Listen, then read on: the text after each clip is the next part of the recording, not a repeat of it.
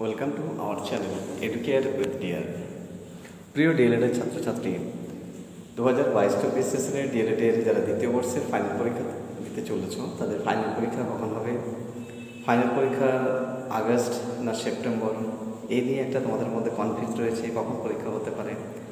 Final অর্থাৎ লেখা পরীক্ষার আগে কি এক্সটার্নাল P3 অর্থাৎ আমাদের যে স্কুল ইন্টার্নশিপ সেই পরীক্ষাটা হয়ে যাবে, এটা একটা প্রশ্নচিহ্ন রয়েছে।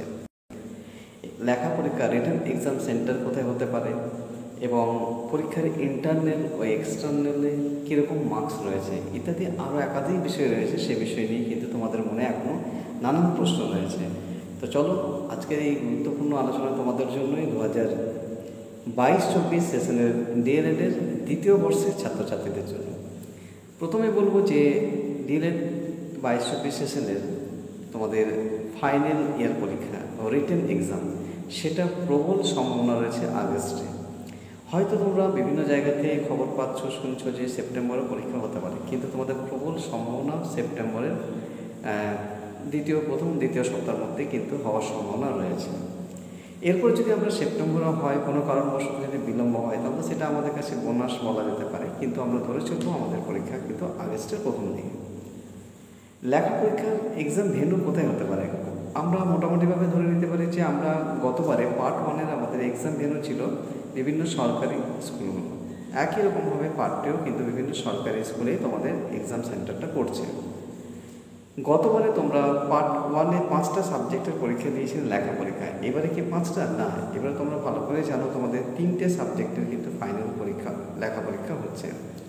CC02 educational studies, CC03 contemporary studies and CC04 pedagogy across curriculum, এই 3টে বিষয়ের ওপর তোমাদের কিন্তু লেখা পরীক্ষা হচ্ছে। কোশ্চেন প্যাটার্ন কেমন? আগে পার্ট 1-এ যেমন পরীক্ষা দিয়েছো সিমিলারিটি কোশ্চেন প্যাটার্ন কিন্তু সেমই থাকছে।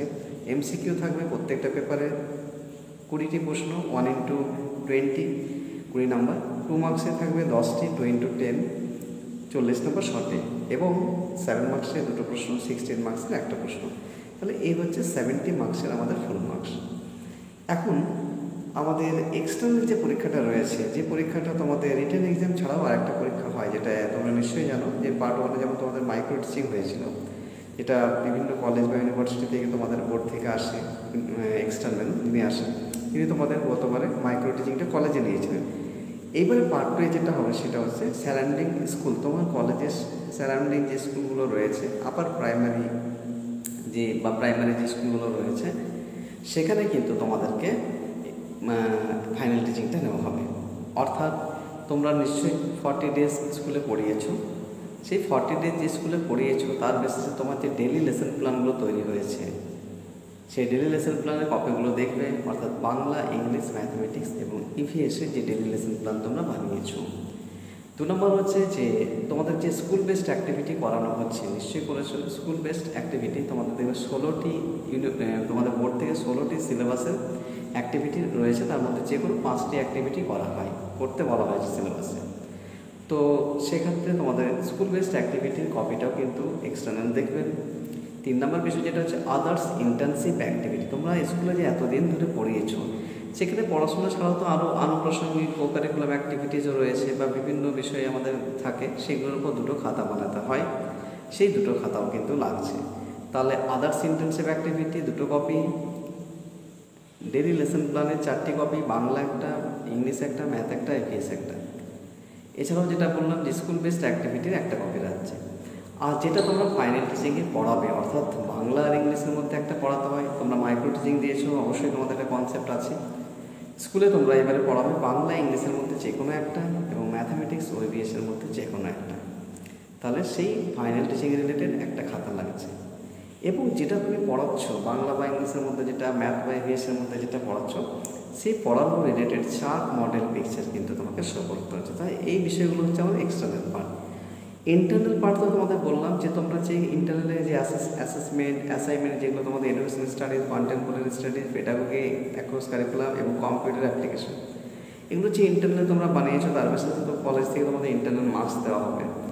আর যেটা ফাইনালে পড়াবে তার বেসিসে 100 মার্কস থাকবে এক্সটার্নাল যিনি আসবেন এবং 100 মার্কস থাকবে তোমার ইন্টারনাল সাবজেক্ট টিচার। তাই এই বিষয়টা বোঝা গেল। এখন বলবো যে যেহেতু আমাদের সময়টা বেশি নেই, মাঝখানে ধরো সময় রয়েছে, তাই খুব ভালো করে কিন্তু পার্ট 2 এর 3টে সাবজেক্টকে খুব ভালো করে স্টাডি করো। এবং আমি খুব অল্প সময়ের মধ্যে তোমাদের 2-1 দিনের মধ্যে আমি সমস্ত সাবজেক্টের একেবারে লাস্ট মিনিট সাজেশন প্রশ্ন তোমাদের নিয়ে আসবো, একেবারে বাছাই করা প্রশ্ন, কারণ সেই প্রশ্নগুলোকে ভীষণ গুরুত্বপূর্ণভাবে ভালো করে তৈরি করতে হবে। আমি চেষ্টা করব তোমাদের সেই বিষয়গুলোর প্রত্যেকটা পার্ট সুন্দর করে আলোচনা করে দেওয়া এবং তার আনসারগুলোকে তুলে ধরা।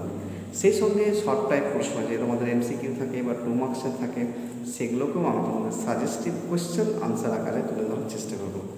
তো খুব ভালো থাকো, প্রত্যেকে পড়াশোনার প্রতি মনোযোগ দাও, এবং পরবর্তী খুব ভিডিও খুব তাড়াতাড়ি আসছি। তো যাই হোক, যদি ভালো লাগে থাকে অবশ্যই লাইক করো, শেয়ার করো, আর যারা নতুন রয়েছে তারা অবশ্যই চ্যানেলটি সাবস্ক্রাইব করে পাশে থাকা বেল আইকনটি প্রেস করে, এবং তোমাদের গুরুত্বপূর্ণ যদি কোনো বিষয় জানার থাকে, কোনো টপিক সাজেস্টিভ প্রশ্ন তো বললামই, তাহলে অবশ্যই তোমরা কমেন্ট করে জানো। ততক্ষণ ভালো থাকো, আমি অবশ্যই খুব শীঘ্রই তোমাদের সেই সাজেস্টিভ ভিডিও নিয়ে